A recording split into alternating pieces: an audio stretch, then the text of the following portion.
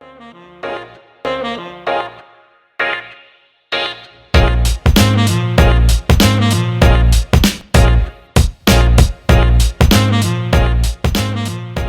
folks, and welcome back to another episode of Creating Change. My name is Jillian Walsh, and I'm a registered dietitian as well as a registered psychotherapist qualifying here in Canada. And today I'm here to talk to you about a really tricky subject, which is all about social media in eating disorder recovery.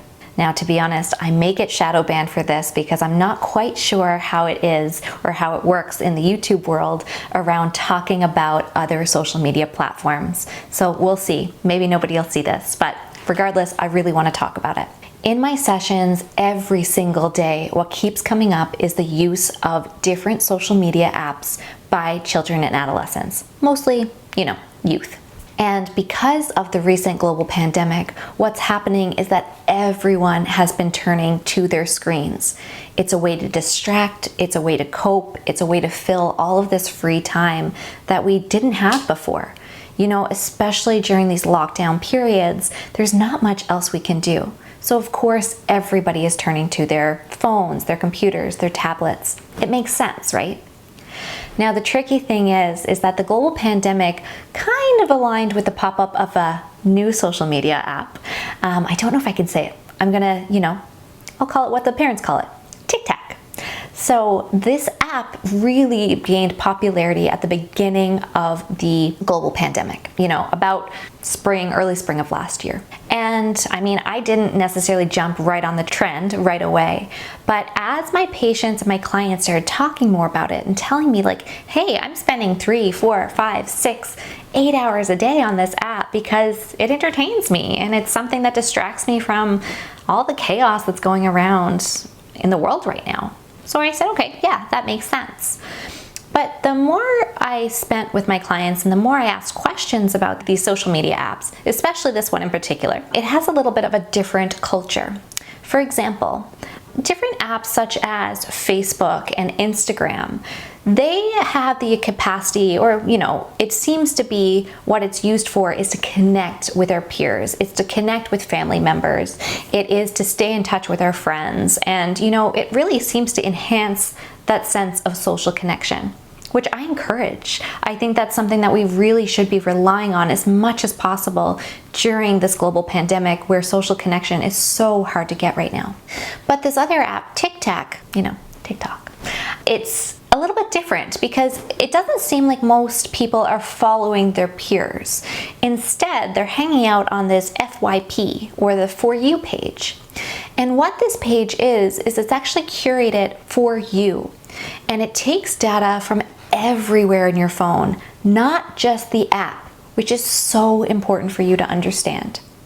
What this means is that the app can communicate with other apps in your phone, especially your internet or your search engine.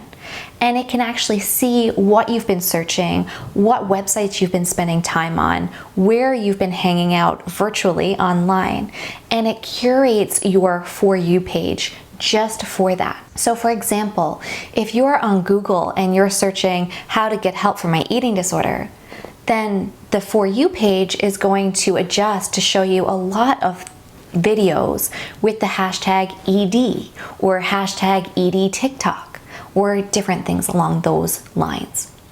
Now, the tricky thing is that as an eating disorder specialist, I said, I need to see what these, children and youth, what my clients are seeing on this app. So I went and I followed these hashtags ED and hashtag ED TikTok. And it broke my heart to see that over 34 million videos were tagged ED TikTok. In other words, eating disorder TikTok. And while some of these can be inspirational, they can be motivating, they can be helpful, a lot of them aren't. A lot of them can have misinformation. It can be triggering. It can be very, very dangerous. And unfortunately, as a user, you can't control what is popping up on your For You page.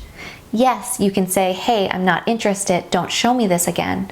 But it's really, really tricky because until you've actually consumed that content, you can't actually turn it off or avoid it. So what's happening is a lot of clients and those folks, generally who are living with eating disorders are being influenced by other eating disorder individuals or other eating disorder brains.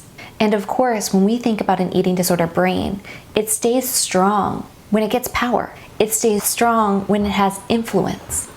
So imagine how strong your eating disorder brain can get when it's actually being directly corresponded or communicated with by another eating disorder brain. It gets really, really tricky. And to be honest, I don't know if this is what's influenced or that's led to this recent uptick in eating disorders, but I'm suspicious.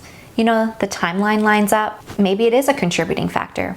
We don't know yet. I haven't seen any of the research that's coming out around it, but I'm staying tuned because I'm very interested to see if we can pinpoint what has had this detrimental impact on eating disorders in 2020, 2021. So the take-home message here today is if you're a parent of a child with a phone, be curious.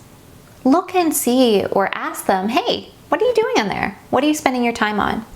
Most likely it is TikTok or Instagram or maybe Snapchat or Facebook. But I hear that the Gen X folks don't really hang out on Facebook. That's more of like the millennials. But I digress. The tricky thing is that as a parent, you really need to know the information that they're consuming.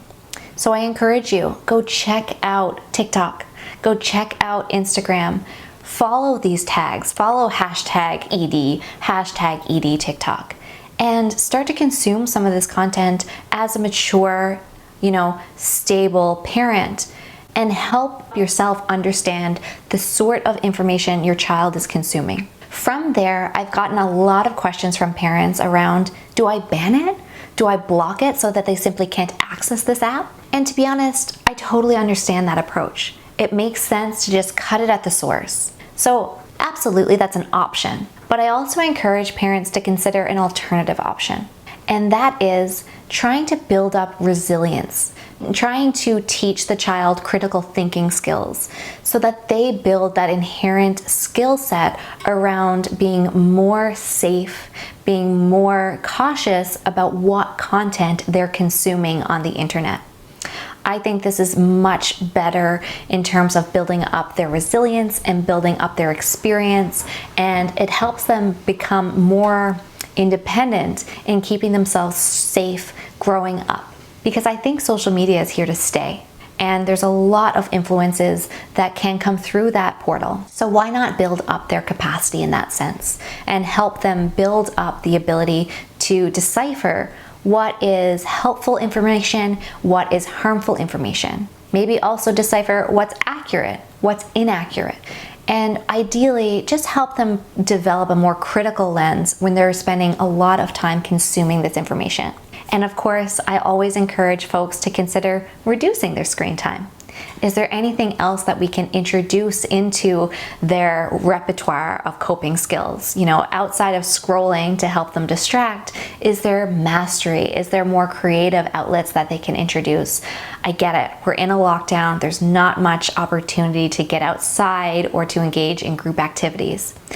But maybe there's something little like knitting or arts and crafts that can be introduced just as another outlet and an alternative option to social media. I'm just curious, give it a shot. See if anything changes. See how the eating disorder brain reacts. Maybe it is a little bit better. Maybe things feel a little bit calmer and less intrusive. I mean, it's worth a shot, right? What else do we have to lose right now? What I keep saying to folks of all ages is we're in lockdown. What a great time to try and recover from an eating disorder. You're not missing out on much else anyway. So let that be the takeaway today. If not now, then when? If you want some more information, you can head to our website. There's going to be a blog on this in the next few weeks. And as always, there's lots of free resources on our website. You can head to changecreatechange.com. These episodes come out weekly, so you'll see me here every Monday, around midday. And I love to hear what you folks think. So drop a comment in the box below. If you want to be alerted for the next episodes, just turn on the bell and always subscribe. That helps me know that people are out there, you folks are listening, and it really gives me the boost to keep recording and trying to help other folks just like you.